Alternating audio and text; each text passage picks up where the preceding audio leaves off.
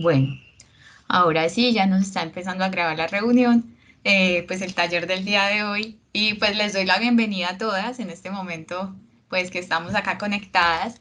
Y este es nuestro taller de miles de millones de estrellas.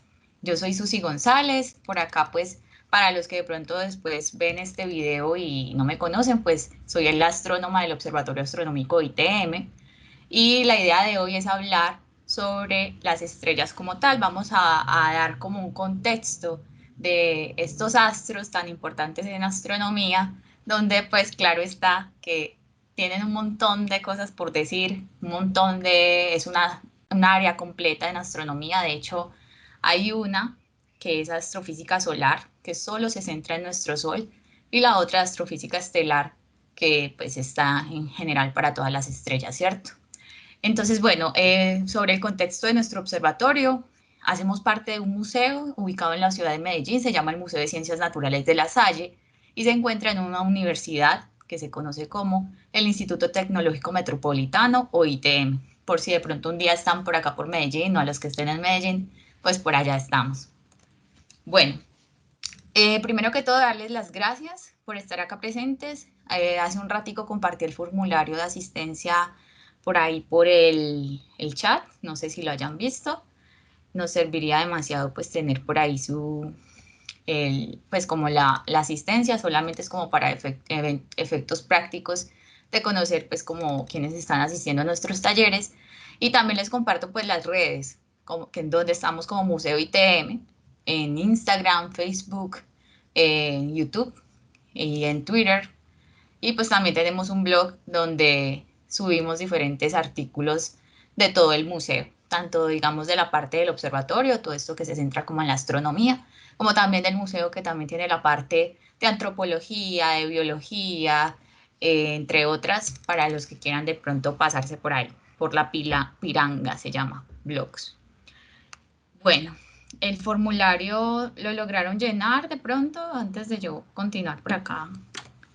Yo miro, verifico, sigo por acá que Natalie y bueno, no sé los demás si tienen alguna pregunta, de pronto algún inconveniente llenando el formulario, me avisan. Listo, No, todo bien, gracias. súper, mil gracias a ustedes. A ver, yo vuelvo acá. Y bueno, entonces como para empezar con nuestro taller, pues, ¿quién no se ha quedado mirando las estrellas, cierto? ¿Quién no se ha maravillado con ellas? La humanidad desde hace mucho, mucho tiempo, pues ha venido observándolas desde la antigüedad, nos hemos ubicado con ellas, hemos navegado. Desde la historia, pues los navegantes en realidad se ubicaron con las estrellas para poder hacer sus tramos, ¿cierto? Y pues bueno, ha inspirado al arte, ha inspirado a la ciencia. Entonces vamos hoy a hablar un poco sobre estos astros que vemos en el firmamento y quizás eh, digamos, como nos han causado mucha curiosidad.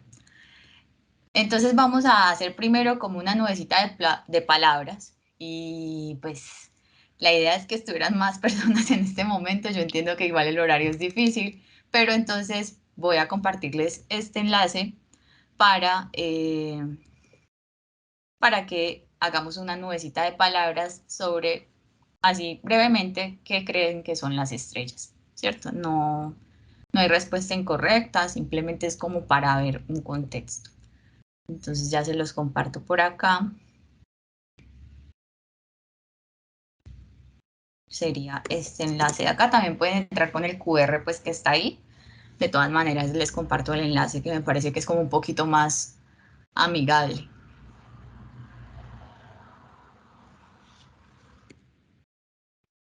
Avisan cuando estén por ahí. Yo mientras voy a mirar acá en la plataforma. Listo.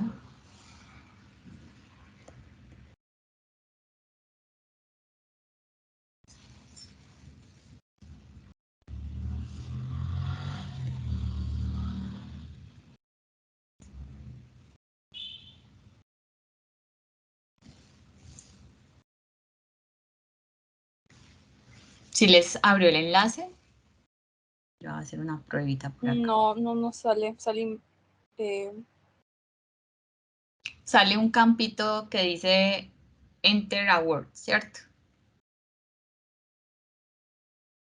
Bueno, a mí me sale validando full. A Sí, mí me qué raro. parecía lo mismo, pero entonces, ¿sabes qué?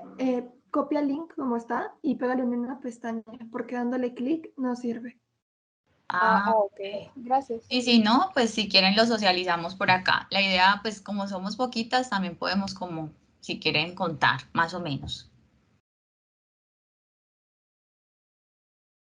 Por acá veo, bueno, ya están respondiendo, sí. Me cuentan si tienen algún problema y si hay alguna cosa, pues por eso, digamos, no nos vamos a estresar.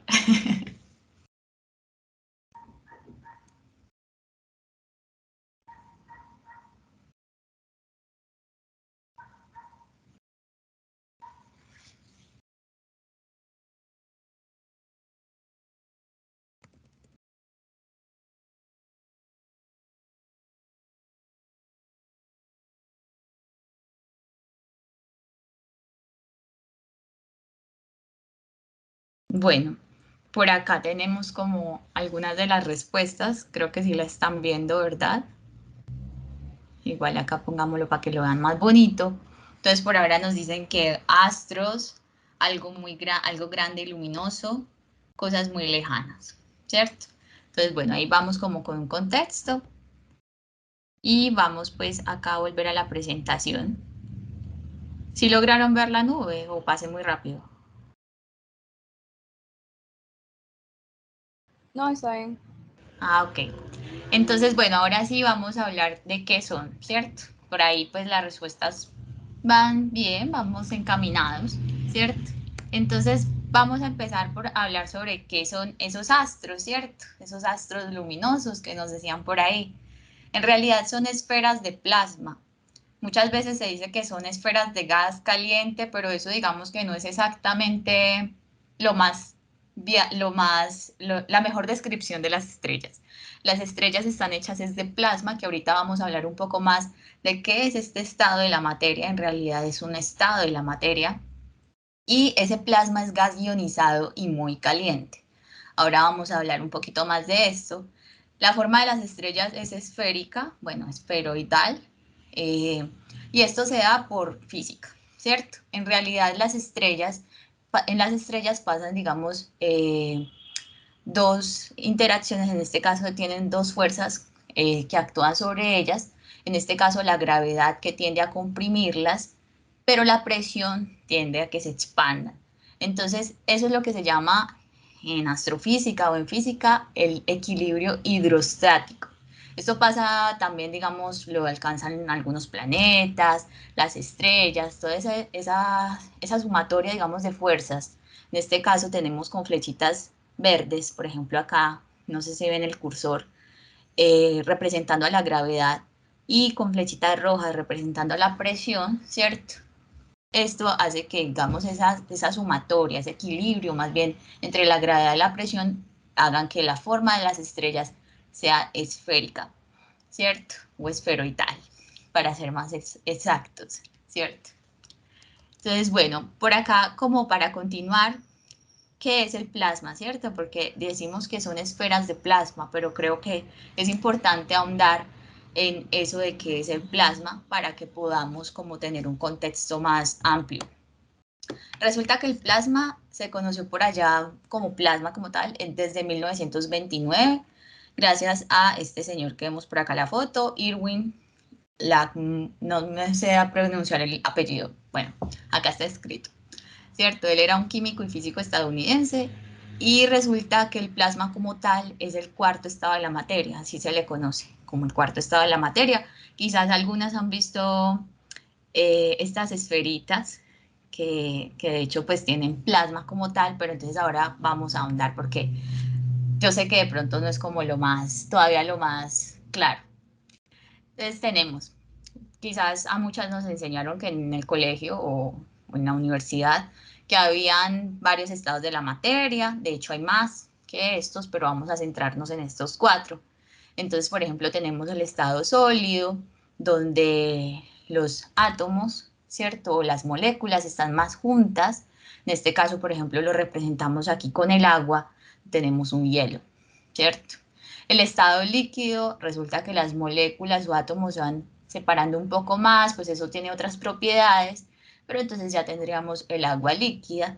Luego pasamos al estado gaseoso, donde pues se le aumenta también energía a ese sistema. Las partículas están más separadas, andando un poquito más rápido, y ahí pues este sería el estado de gas, donde pues en el agua sería el vapor de agua, ¿cierto? Pero resulta que si le imprimimos más energía a ese sistema, va a llegar a otro estado en que se llama el plasma. En el plasma resulta que ese gas, que ya pues estaba así como las moléculas andando más velozmente que en el sólido o líquido, empiezan a soltar algunos electrones y empiezan a ionizarse esos elementos, esos átomos que estén ahí más bien. Un átomo ionizado es cuando tenemos que las moléculas o los átomos en este caso liberan electrones, entonces quedan cargados positivamente y los electrones quedan por ahí, digamos, como andando también en medio de todo ese sistema, ¿cierto? Entonces por eso por acá tenemos cargas positivas, negativas, es un gas caliente ionizado, por eso se le llama así, porque en realidad los electrones están también libres y están liberados por ahí, pues esos electrones que podrían liberarse, ¿cierto? En este caso los de valencia. Entonces, bueno, este sería el estado de plasma y así es como están en las estrellas, en los átomos como tal, ¿cierto? Están en estado de plasma ionizados, es un gas caliente. Entonces, esto no solamente se presenta en las estrellas, por si se lo están preguntando, resulta que el plasma está desde partes acá en la Tierra, como también en las estrellas, en el medio interestelar, ¿cierto?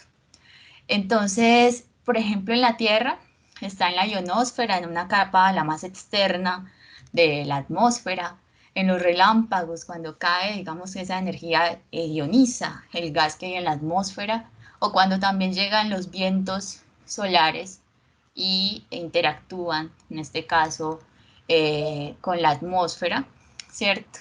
Causando auroras boreales, australes, bueno, auroras polares. Entonces el plasma, digamos que no es como tan externo a nosotros tampoco, ¿cierto? Y pues en el caso de las estrellas, como mencioné, están hechas de plasma como tal por procesos de fusión nuclear. Acá en la Tierra también tenemos pues como el estado de plasma, como les mencioné, en los rayos, los relámpagos, en las lámparas que vimos ahora, pero pues esos se dan por otros mecanismos en que se les imprime energía de otra manera. En las estrellas por fusión nuclear, y ahora vamos a hablar más adelante qué es eso de la fusión nuclear, ¿cierto? Por acá unas imagencitas de el plasma, digamos, en diferentes lugares. Pues en realidad mostramos son auroras. En este caso, esta sería una aurora acá en la Tierra, ¿cierto? Esta también, pero vista desde el espacio. Y esta es una aurora en Júpiter, ¿cierto? Como para mostrar que no solamente el plasma pues estaría acá en la Tierra como auroras boreales o australes, sino también en otros planetas desde que tengan magnetosferas y atmósferas y un viento solar que llegue y interactúe con esas partículas de la atmósfera, ¿cierto? Que es lo que al final, esto que vemos acá es gas ionizado y por eso se ilumina, ¿cierto? Es gas caliente ionizado, o sea, plasma, ¿cierto? Saben que si tienen preguntas me las pueden ir haciendo. Por acá igual vamos a ir haciendo preguntitas. Ya no las dejo todas para el final, sino que las vamos haciendo. Si tienen preguntas me las pueden hacer. ¿Listo? Entonces, bueno, acá vamos con la primera, que casi la muestro de una.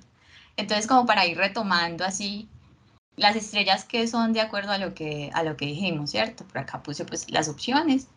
Entonces, A, esferas de fuego, esferas de gas caliente, C, esferas de gas caliente ionizado, D, esferas de gas frío y ionizado, todas las anteriores o ninguna de las anteriores. Yo A ver creo qué que nos la las C. ven. La C, gas caliente ionizado, ¿sí? Por acá también dijo Angeli, ¿cierto? Que son las esferas de gas caliente ionizado, ¿cierto? Entonces, eso es importante. Está ionizado. Entonces ya sabemos por aquí. Y bueno, como otra vez retomando lo que habíamos visto ahorita sobre el plasma, ¿dónde se encuentra? En la atmósfera cuando hay auroras boreales, en el gas alrededor de un relámpago, en el medio interestelar, en las estrellas, en todas las anteriores o en ninguna de las anteriores. Angeli nos dice de una que la E, o sea, todas las anteriores. ¿Están de acuerdo? Sí. Eso, entonces, como tal, es como para ir retomando, ¿cierto? Saben que si tienen preguntas, por acá estoy pendiente. Entonces hablábamos que en las estrellas, justamente el plasma se produce por fusión nuclear, ¿cierto? Es el mecanismo por el que se produce, digamos, ese plasma. Y entonces, ¿qué es eso de la fusión nuclear? Resulta que es un proceso energético por el que se empiezan a unir esos átomos para formar otros elementos más pesados. Las estrellas, el medio interestelar, todo esto está conformado principalmente de hidrógeno y helio, ¿cierto? El hidrógeno es el elemento más abundante del universo. Entonces resulta que en las estrellas está ese hidrógeno y ese hidrógeno se empieza a juntar con otros átomos, núcleos atómicos, ¿cierto? Y van formando en este caso helio. Cuando las estrellas nacen, cuando están recién naciditas, ahorita vamos a ver cómo se le llama esa fase como tal, ellas no brillan.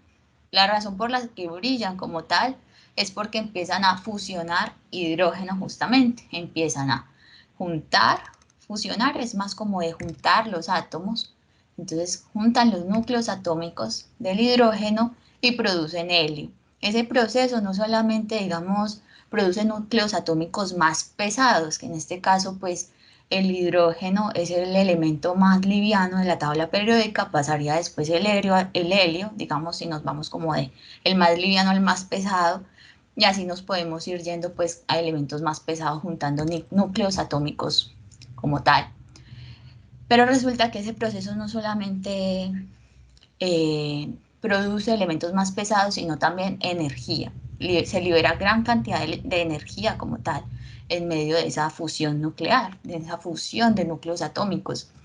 Y por eso es que las estrellas brillan, por eso nosotros podemos ver las estrellas, digamos, brillar como tal. Entonces, esto sería como brevemente la fusión nuclear, ¿cierto?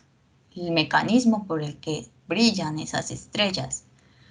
Entonces en las estrellas, yo por acá les fui diciendo que, que se juntan el hidrógeno y con eso, y con el hidrógeno pues se van formando elementos más pesados, ¿cierto? Pero resulta que también se pueden formar átomos más pesados que el helio, ¿cierto? Se van formando nuevos átomos, pues no nuevos, sino átomos más pesados. En este caso, pues eso se le llama la alquimia estelar. Resulta que durante mucho tiempo, pues la alquimia fue buscada acá en la Tierra. Acá en la Tierra sería, mejor dicho, necesitaríamos procesos de fusión nuclear para que esto pase. Y eso pues lo que en donde pasa es en las estrellas, en este caso pues en este contexto.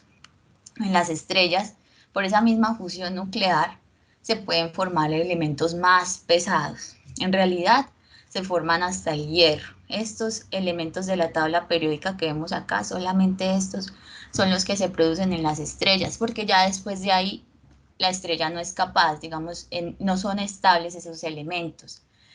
En las estrellas la química es diferente a la que nosotros solemos ver acá, digamos, en el colegio, todo eso. La astroquímica en realidad es diferente. Entonces, vamos a hablar, por acá me preguntan, Susi, ¿por qué solo llegan hasta el hierro?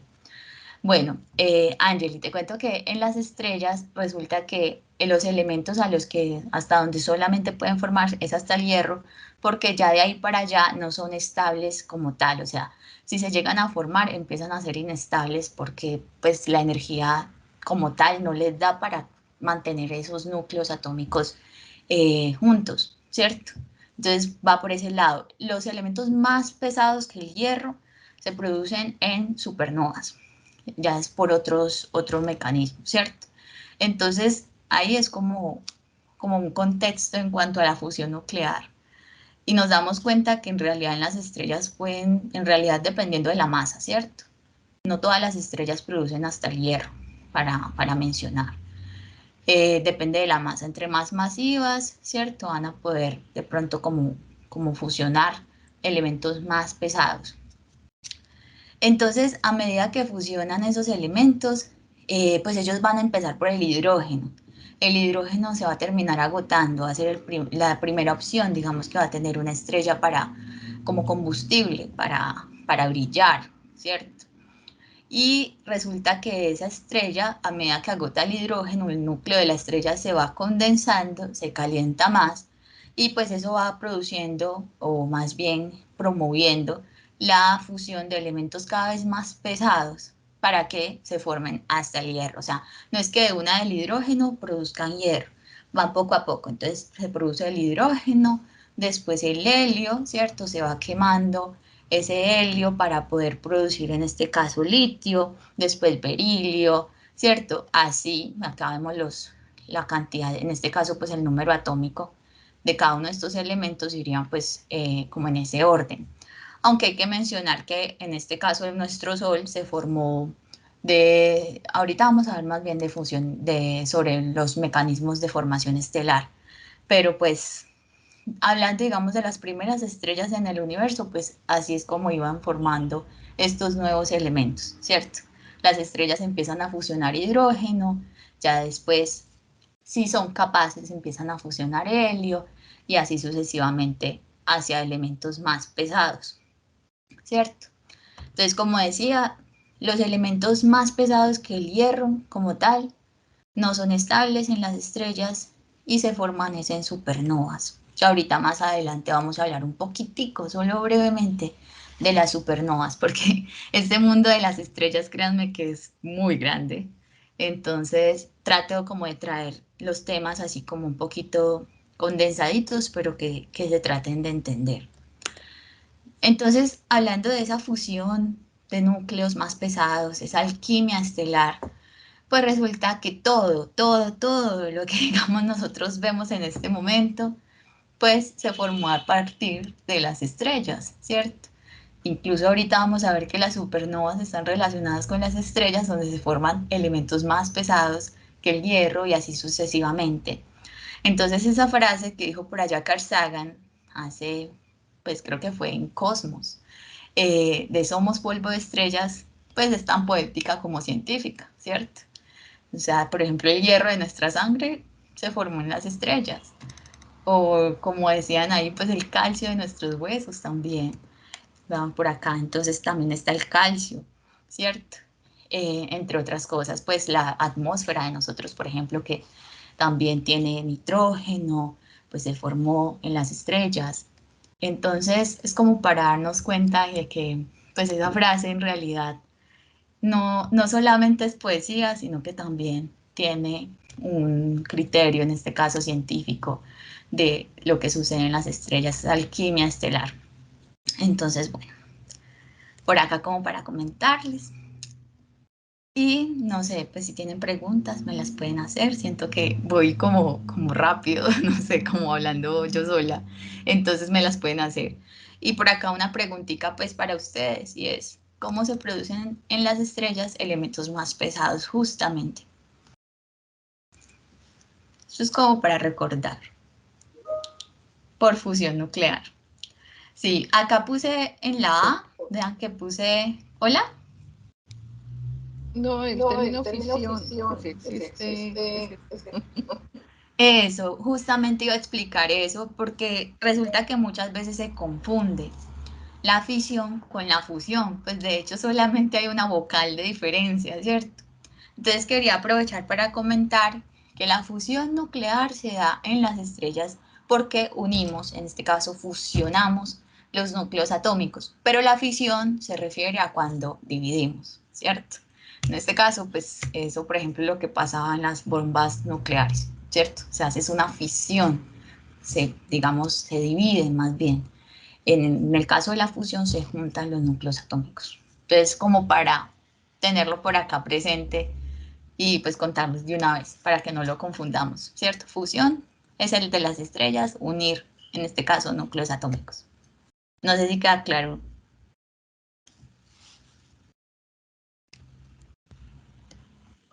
Sí, mil gracias. Sí. Con gusto. Entonces vamos por acá ya a hablar un poquito de lo que se conoce como la vida de las estrellas. Resulta que las estrellas como tal también tienen todo un ciclo. Yo sé que lo suelen llamar vida, aunque las estrellas no están vivas, ¿no? Es más bien que las estrellas también van a nacer, se van a formar, van a evolucionar y van a volverse otra cosa que no son estrellas, sino que, digamos, en este caso, muchas veces dicen que van a morir. A ver, yo por acá que creo que alguien está ingresando. Ay, sí. A ver, veo, sí. Por acá que estaban ingresando dos personas y no me he dado cuenta, qué pena. Entonces, bueno, por acá estamos de nuevo, decíamos, en este caso, pues como para darles un contexto, hablamos que las estrellas son esferas de plasma, el plasma es gas ionizado y pues resulta que las estrellas producen elementos más pesados por fusión nuclear y ya vamos a pasar a hablar de la vida de las estrellas, o sea, cómo se forman y cómo, digamos, mueren, entre comillas, o en qué se terminan convirtiendo, ¿cierto? ¿Alguien está hablando por acá? Ah, no, ya. Creo que alguien tiene por aquí. Bueno, si alguna cosa, pues me pueden preguntar, ¿saben? Por acá. Entonces, esta sería pues como vamos a empezar a hablar desde cómo se forman las estrellas, ¿cierto? Resulta que la cuna de las estrellas, por llamarlo así, de alguna manera, son nubes moleculares, son nubes de gas y polvo, en este caso de hidrógeno y helio en su mayoría. Y pues esas regiones de formación estelar resulta que se dan en esas nebulosas, en algunas nebulosas, no todas, las de emisión, y esas nubes como tal podrían haber estado ahí como una nebulosa pues de emisión durante mucho tiempo donde no pasará pues como un evento así donde se empiece como a formar estrellas. Pero resulta que en algún momento un evento como por ejemplo un estallido de supernova, un desequilibrio, ¿cierto? O sea, hay una desestabilización de la nube molecular y eso se empieza pues como a agrietar en partes más pequeñitas y se empieza a colapsar, ¿cierto? Empieza a acretarse, a juntarse más bien ese gas y polvo hasta que se va calentando y pues ya después vamos a tener que empieza a girar porque pues mantiene el giro, digámoslo así, de cada uno del polvito, de los átomos que hay ahí en esa nube molecular y pues sigue teniendo ese movimiento, sigue girando como tal toda la nube por el momento angular y pues las partículas como tal se van empezando a juntar, a calentar, ¿cierto? Entre más juntas estén, pues se van a ir calentando más. Y en esas regiones es que se van a empezar a formar estrellas. Entonces, por ejemplo, acá está una foto de los pilares de la creación, en realidad es una compilación, ¿cierto? Donde pues se le llama así porque tiene zonas de formación estelar.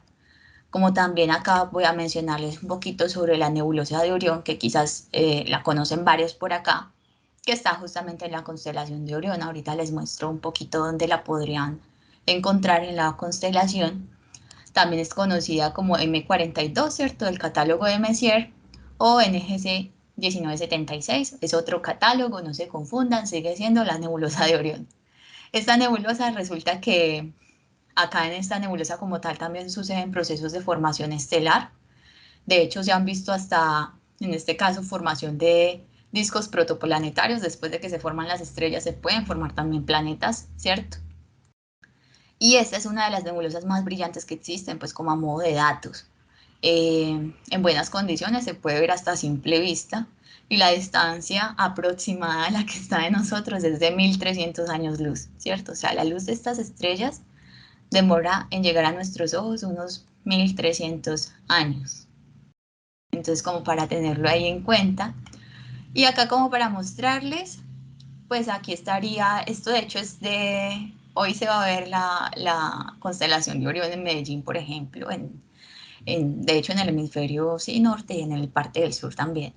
Y resulta que esta nebulosa está más o menos por esta zona de la constelación de Orión, ¿cierto? Entonces acá tenemos el cinturón de Orión, estaría como por acá, más o menos, abajo del cinturón.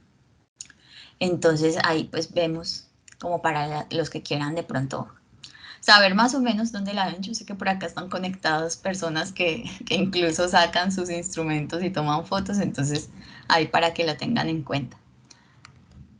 Bueno, resulta que en esas zonas donde se empiezan a acretar ese material de gas y polvo, donde se empieza a juntar ese material y a calentar, pues se empiezan a dar lo que son las protoestrellas, ¿cierto? Que son como las etapas más tempranas de las estrellas como tal, cuando todavía no están brillando y no fusionan hidrógeno, o sea, las estrellas empiezan a brillar, como les dije, porque empiezan a fusionar los átomos del hidrógeno, los núcleos atómicos del hidrógeno los van juntando, los convierten en helio y eso es por lo que empiezan a brillar. Cuando ya empiezan a brillar como tal, se convierten en estrellas de secuencia principal. Ahora les voy a contar un poquito.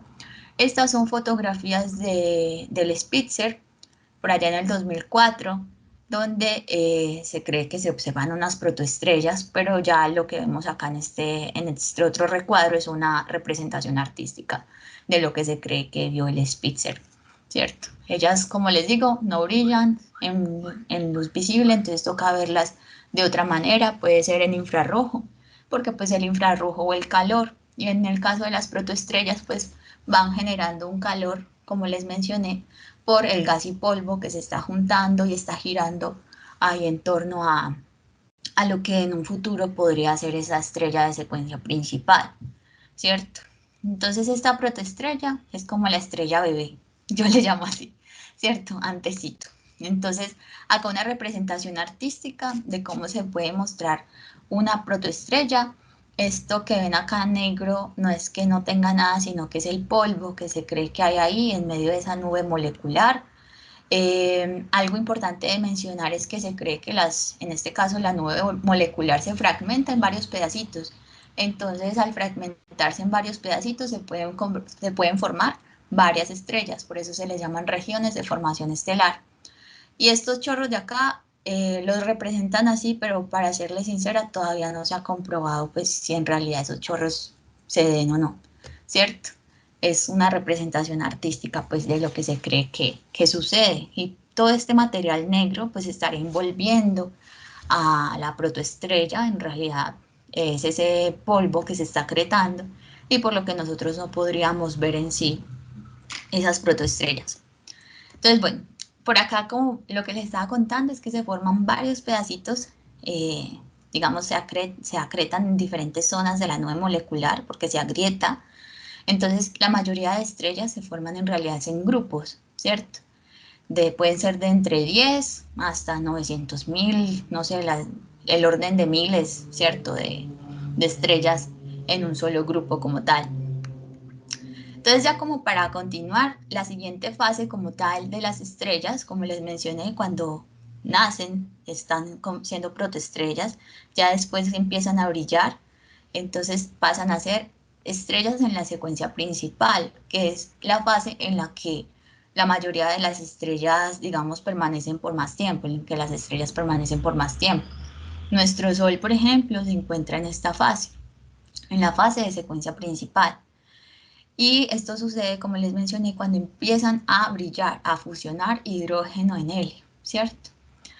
Entonces, resulta que ya después de esta fase, pues van a convertirse en otras, digamos, en otro tipo van a pasar a otras fases dependiendo de la masa, ¿cierto? Y pues el tiempo en esta fase depende mucho de la masa que se tenga. Entre más masivas sean, más poquito van a permanecer en esta fase de secuencia principal porque agotan más rápido el combustible, el hidrógeno, ¿cierto? Entonces acá vamos a ver, como les mencioné, pues esas estrellas, dependiendo de la masa, van a durar ahí un poquito más, un poquito menos y van a pasar a ser otro tipo de fase, ¿cierto? En este caso, los tipos de estrellas, vamos a quedarnos pues con los de la secuencia principal por ahora, que sería, este es un diagrama muy importante en astronomía que se llama el diagrama Hertzsprung-Russell o el diagrama HR, también como abreviando. Esta sería la parte donde están las estrellas de secuencia principal, que son de las que estamos hablando ahora, cuando ya después de ser protoestrellas empiezan a fusionar hidrógeno en helio. Entonces, como para efectos prácticos, vamos a clasificarlas en tres grandes grupos, que serían las estrellas rojas, en este caso las enanas rojas, pues todas las que van como hacia el rojo, que pues acá las pinté pues de esta manera, las amarillas y las azules, donde las rojas son más frías, más chiquitas, las de secuencia principal. Después están las amarillas, que nuestro Sol pues estaría en esta, de hecho en este diagrama está por acá. Y después estarían las azules, que son las más grandotas, las más energéticas, las que consumen su combustible más rápido. Resulta que dependiendo de dónde estén, ¿cierto? Bueno, primero antes de esas estrellas, como les decía, pues las rojas son las más frías, ¿cierto? Entonces por acá podemos ver un poquito sobre la temperatura. No vamos a hablar mucho de estos tipos espectrales como para no confundirnos.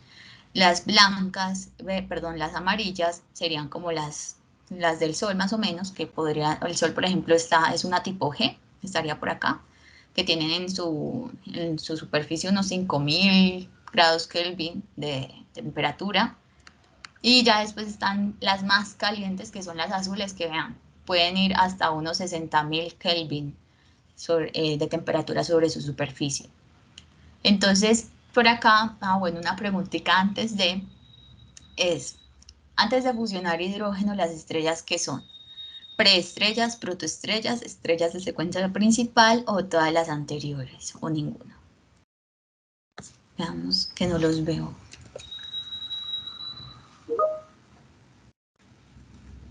B, me dicen por aquí.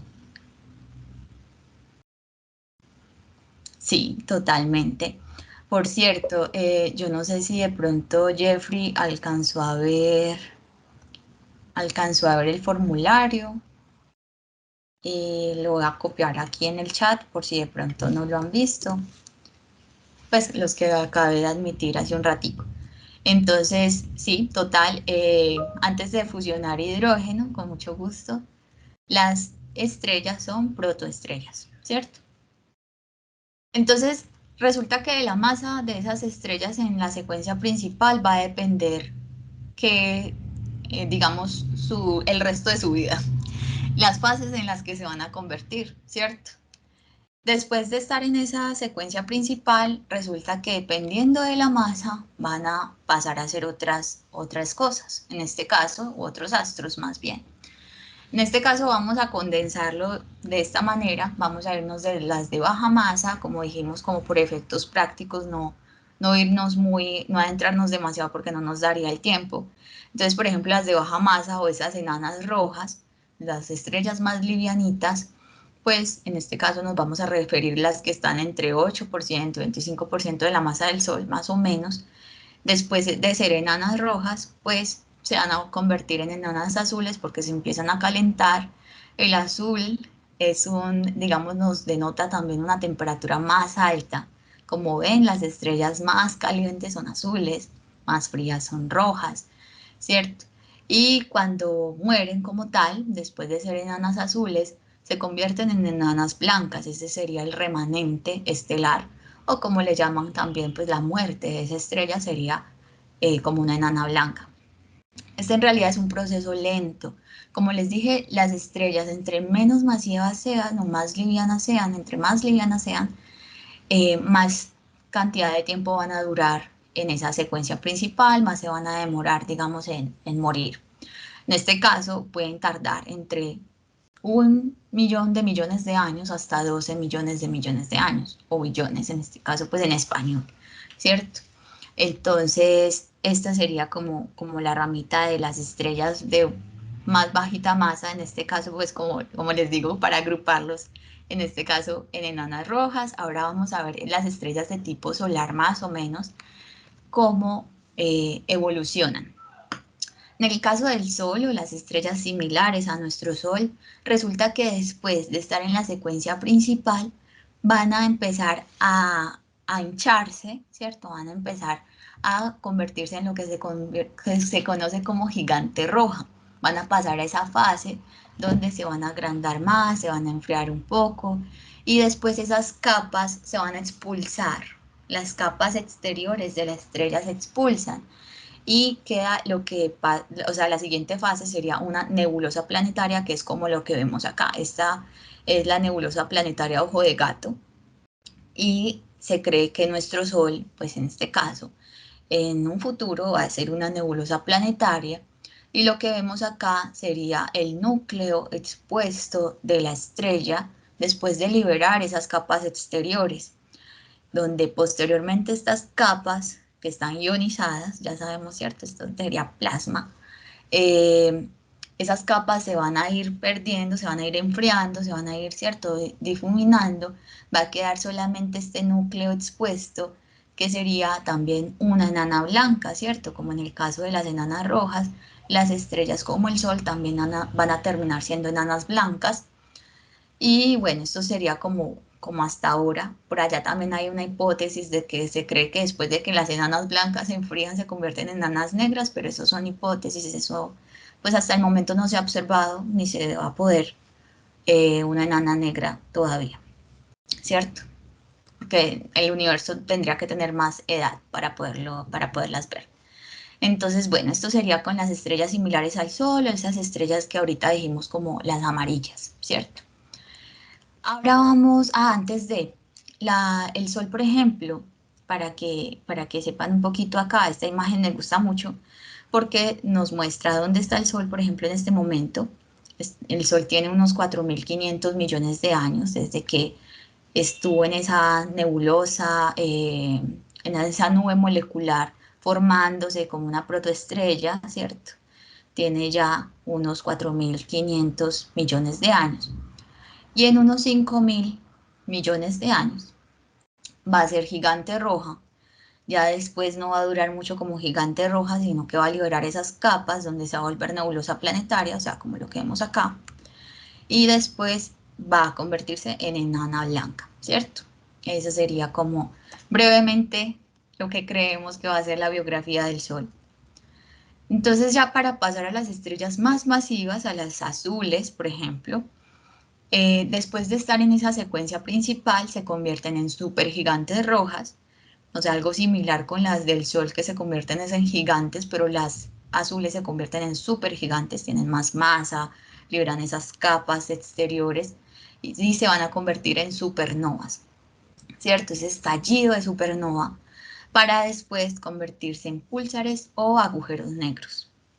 Entonces acá también estamos viendo, ¿cierto?, cómo se forman, por ejemplo, algunos agujeros negros, los de masa estelar. Pero entonces las supernovas, para darles un contexto, acá vemos una imagen, por ejemplo, de una supernova que se conoce como SN1604. Las supernovas son explosiones estelares, ¿cierto? Son en realidad la siguiente fase después de que esa supergigante roja libera esas capas y pues este estallido de supernova es como lo que vemos de esta manera. Y producen destellos muy intensos que pueden durar semanas hasta meses, como tal. Luego de que se dan esas supernovas, resulta que dijimos que esos tipos de estrellas pueden convertirse en púlsares o agujeros negros. Como a modo de contexto, un púlsar es una estrella de neutrones que emite pues chorros de radiación. En realidad tienen una muy alta energía y esos pulsos como tal, por lo que se llama así, es porque periódicamente cuando apuntan a la Tierra nosotros vemos pues como esa luz, ¿cierto? Ese pulso, pero es como de esta manera, por eso puse la imagen, pero no sé si se observa bien, que tiene acá como donde este sería como lo que en realidad va a pulsar cada que se dirija esa luz a nuestro planeta. Y en el caso de los agujeros negros, pues acá como que toca como condensarlo un poco, pues también se forman a partir de supernovas, ¿cierto? O sea, a partir de estrellas muy masivas. En este caso, un agujero negro pues es una región del espacio que tiene mucha masa en un espacio muy pequeño, o sea que son astros muy densos como tal, que forman pues el espacio-tiempo y lo que hacen es que pues nada puede escapar de él, lo que entre en el agujero negro pues mejor dicho no podría escapar, ni siquiera la luz. Ya si hablamos de otros mecanismos pues es muy diferente, pero pues si me preguntan, ¿cierto? Por ejemplo, la radiación de Hawking se da en el horizonte de sucesos como tal, pues ya es un proceso ya cuántico, ¿no? Pero si hablamos de que algo ingrese a un agujero negro, ya no puede escapar. Esta es una imagen real, yo sé que algunos la reconocen por acá, de un agujero negro supermasivo. Esta fue capturada por allá, bueno, publicada más bien, el 10 de abril del 2019 y fue capturada por el telescopio Horizonte de Sucesos, de Eventos, perdón. Y bueno, este es un hito en realidad en astronomía. Yo no pensé que me fuera a tocar ver una imagen de un agujero negro de esta escala, la verdad, pero aquí como para mostrarles un poco. Entonces, por acá como para seguir con la dinámica que íbamos, resulta que las estrellas, pues ahorita, mejor dicho, la evolución de las estrellas dependen de la masa, ¿sí o no? Según lo que mencioné por acá, a ver, que no los veo. Ya.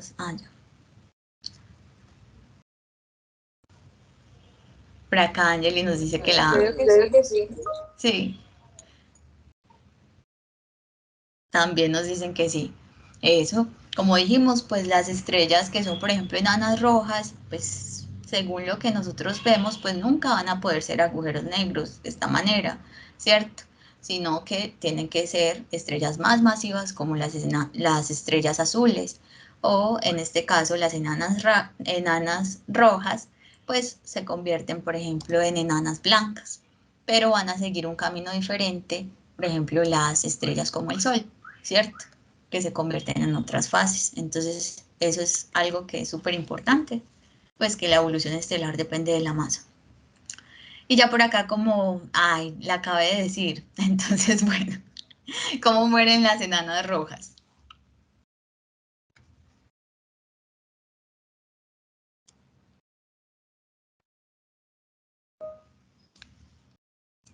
Como enanas blancas, total, eso. Entonces, por acá como para dar un contexto, pues las estrellas también pueden orbitar otras estrellas.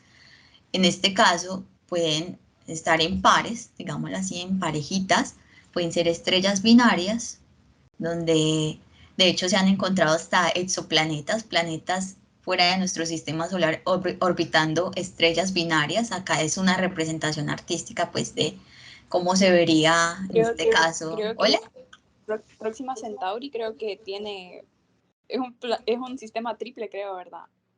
De planetas. Alfa Centauri, sí, Ajá, ese Alfa Centauri. Centauri es un sistema triple. Próxima es una de las del sistema triple. Sí, de hecho, sabes, por ahí hicimos un taller hace un tiempo también de este sistema de Alfa Centauri. Si quieres, ahorita te mando el link. Pero sí, por ejemplo, ahí como para entrar en Sí, contexto creo que también. estuve en ese. Ah, sí. Para entrar en contexto, ya que hablamos de Alpha Centauri, mira que Alpha Centauri es un sistema de 3 estrellas, o sea que serían estrellas múltiples, ¿cierto? Es un muy buen ejemplo también para este caso, que estábamos hablando primero de estrellas binarias, ¿cierto? De 2 estrellas, pues también tenemos estrellas múltiples, o sea, de sistemas de 3 o más estrellas, ¿cierto? Entonces, por acá como para dar un contexto y bueno, como para no dejarlo ahí, es que este tema tiene mucho de qué hablar. Entonces, bueno, por acá les puse lo del formulario, creo que ya lo he enviado, ¿cierto? De todas maneras, si algo me pueden comentar, si tienen preguntas. Yo les he estado haciendo preguntas, pero si tienen preguntas también las pueden hacer. Y por acá como para modo de dato, ¿cuántas estrellas creen que podríamos ver en el cielo a simple vista? A simple vista, yo creo que miles. Miles. También dicen miles.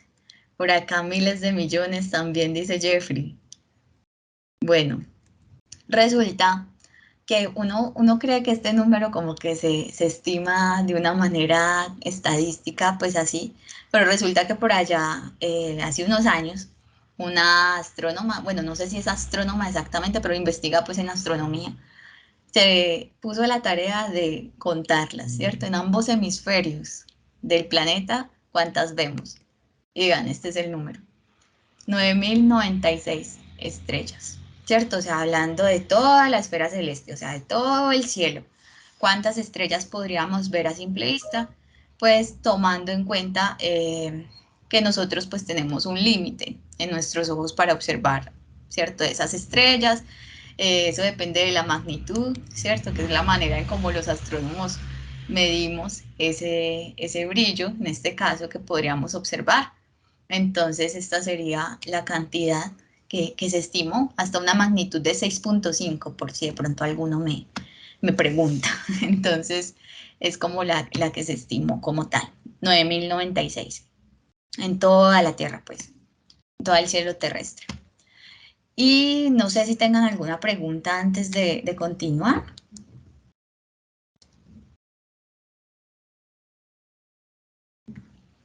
Y si no, pues bueno, acá la estrella más cercana, no sé si saben cuál es, yo creo que sí. El Sol. Eso, el Sol. Por acá hicimos un taller sobre el Sol, por si lo quieren mirar. También se los había puesto por acá por si de pronto le querían dar una ojeadita. No sé si acá, yo creo que sí me deja o si no me toca salirme, si yo aquí lo tengo. Para ponérselos por ahí. De igual manera, en el canal de YouTube, pues la idea es que queden los talleres, ¿no? A menos que pues algo ocurra, algún inconveniente. Pero entonces ahí les puse el taller de el sol como tal, acá nos enfocamos solo en el sol. Entonces, bueno, no sé si tengan de pronto alguna pregunta.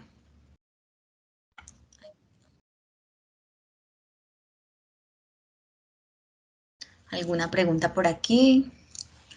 Pues yo sé que este tema en realidad tiene mucho de qué hablar.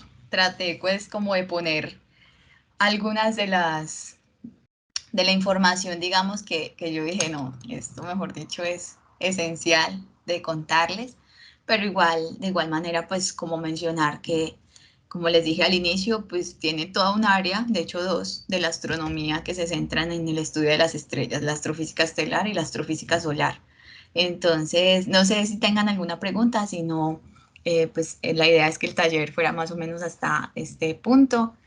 Y pues por ahí les tengo las redes, por si quieren seguir por ahí conectados, saben que ahí vamos a compartir las actividades que se realicen y pues darles las gracias, pero pues primero no sé si tengan alguna pregunta.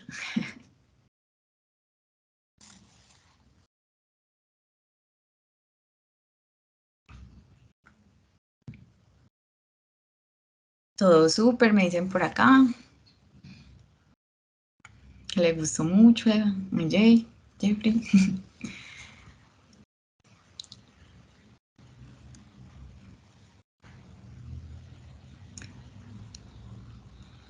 Por acá también a Angeli, que le encantó el taller, me alegra mucho. A Socorro, mil gracias, siempre aprendo mucho con tus talleres, excelente. No, muchísimas gracias a ustedes. Pues no olviden por ahí estar pendiente de las actividades y pues no sé, creo que no habría muchas preguntas por acá. Espero que me hayan comprendido. Y pues Angeli nos dice que muchas gracias, Susi, amo como explicas, muchas gracias a ti de verdad por participar en estos talleres. Yo aprendo también mucho con todos ustedes y bueno, me alegra haberlos visto por acá. Y bueno, yo creo que nos vemos entonces en un próximo taller. Por ahí en las redes del museo se estará compartiendo. Y mil gracias a ustedes pues por toda la atención, disposición y el interés y la curiosidad en la astronomía.